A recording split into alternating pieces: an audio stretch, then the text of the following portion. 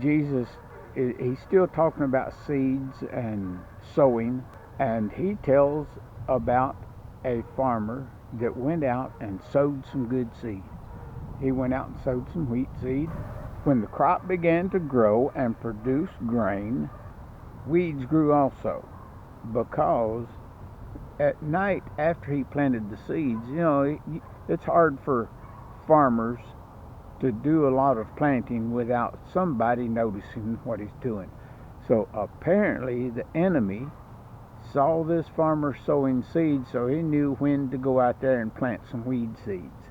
When the crop began to grow and produce grain, the weeds also grew.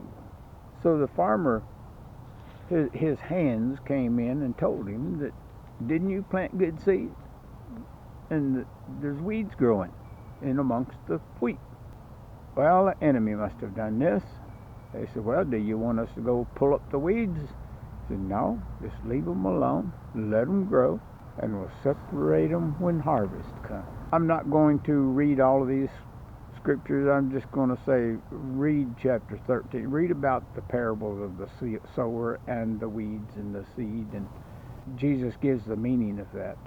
His disciples came to him later on and asked him, what is the meaning of this parable that you taught us? According to the scriptures now, we're not supposed to try to uproot the bad crop that's growing amongst us. I know that I grew up on a farm, so I know that there is no way that a weed is going to change into something good. That's according to scripture too. Jesus said that when harvest time comes, the harvesters will sort out the weeds, tie them into bundles, and burn them, and put the wheat in the barn. So I would say, don't be a weed. We have the means by which we don't have to be weeds. We can be continuously connected to the vine so that we can produce fruit that yields a bountiful harvest.